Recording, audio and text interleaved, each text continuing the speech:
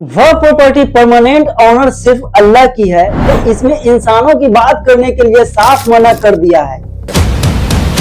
India today के ऊपर वक्फ के जैसा स्टिंग ऑपरेशन सामने आया, हर कोई हैरान हो गया।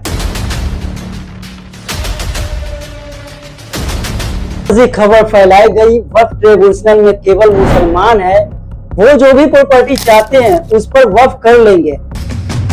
ईयर 1995 में भाजपा खुद कांग्रेस के साथ आई और संसद में वक्फ विधायक लेकर आई। मुस्लिम समुदाय के पास कम जमीन है, लेकिन वक्फ के पास ज्यादा जमीन थी। मेरठ में वक्फ संपत्ति संख्या 3068 के मालिक कमाल अहमद,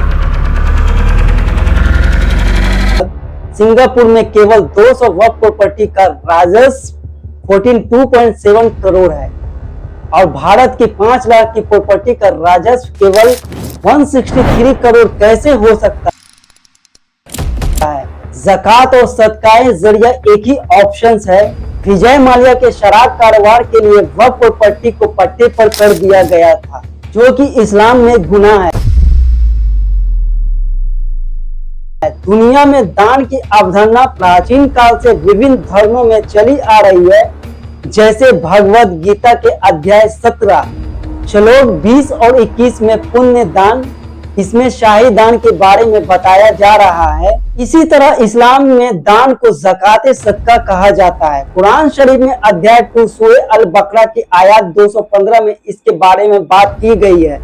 अध्याय सूरह अल इमारत की आयत में 134 में इसका उल्लेख किया गया है और आयत जो आप स्क्रीन पर देख रहे हैं, इन सभी को दान में उल्लेख किया गया है। और मैं ये सब इसलिए बता रहा हूँ क्योंकि ये कहीं ना कहीं वक्फ की व्यवस्था से जुड़ा हुआ है। ये दान के साथ साथ इस्लाम एक और चीज का उल्लेख करता है जिसके बारे में बहुत बात की गई है, वो है निरंतर दान। इस्लाम में इसे सदकाए जरिया कहा जाता है। 1631 निरंतर दान यानी सदकाए जरिया के बारे में बताता है, ईश्वर की ओर ले जाने वाले मार्ग में किया गया दान, जिसका प्रॉफिट व्यक्ति के मृत्यु के बाद भी मिलता है, कभी भी बंद नहीं होता है। इसलिए दान करने वालों को मरने के बाद भी उसका फल मिलना चाहिए, ये बंद नहीं होना चाहिए। और इसी अवधारणा को सदके जरिया कहा जाता है। और आज की तारीख में आप वक्फ बोर्ड के बारे में जो खबरें रोज पढ़ते हैं, वो पूरी अवधारणा इसी निरंतर दान यानी सदकाए जरिया पर आधारित है। वरना कुरान शरीफ में कहीं भी वक्फ शब्द का सीधे तौर पर जिक्र नहीं किया गया है। अब जब मैं आपको वीडियो में विस्तार से सब कुछ बताऊंगा, तब आपको वास्तव में समझ आएगा कि भारत में इसे लेकर इतना बवाल क्यों है। मैं अपनी तरफ से भी पंक्ति नहीं कहूंगा, आपको विवरण में सब कुछ का परिणाम मिल जाएगा, आप पुष्टि कर सकते हैं। अब हजरत पैगंबर इब्राहिम और हजरत पैगंबर इस्माइल ने मक्का में स्थानीय पत्थरों का इस्तेमाल करके काबा शरीफ बनवाया ताकि लोग अल्लाह की इबादत कर सके।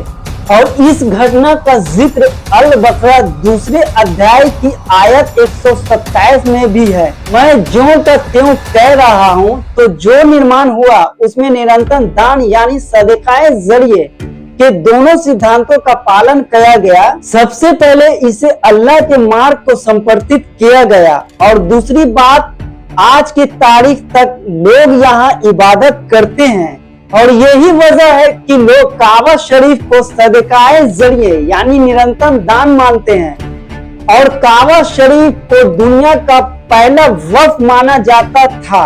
अब आपके मन में सवाल होगा कि वक्फ शब्द का इस्तेमाल क्यों किया गया, उन्होंने कुछ और क्यों नहीं इस्तेमाल किया। तो बस थोड़ा इंतजार कीजिए, आपको सब कुछ समझ आ जाएगा। बाकी कुछ इतिहासकार बिरकित हवास, जो कि एक तालाब है, उससे भी अपना वक्फ माना जाता है। लेकिन अगर आप ज्यादातर जगहों पर खोजे तो काबा शरीफ को पहला वक्फ माना जाता है। बाकी जो भी मैं आपको बता रहा हूँ, अगर आप उसे खोजेंगे तो कई जगहों पर आपको 2 दृष्टिकोण मिलेंगे। इसलिए मैंने पर्सी लोगों को लिया और मैंने आपको केवल ही वही बताऊंगा। तो अब जब ये पहली घटना निरंतर दान यानी सदकाए जरिया की हुई, ये लोग के सामने बहुत ही प्रसिद्ध उदाहरण बन गया और इस समय तक वक्फ शब्द का ज्यादा इस्तेमाल हर जगह किया जाता था। तो इसके 2500 साल बाद यानी लगभग 634 ईस्वी में ऐसी घटना घटती है जिसके कारण सदकाए जरिया यानी निरंतर दान की अवधारणा बन गई। तो चलिए इस वीडियो में बस आज के लिए बस इतना ही। तो मिलते हैं फिर किसी नेक्स्ट वीडियोस में, तब तक के लिए जय हिंद जय भारत।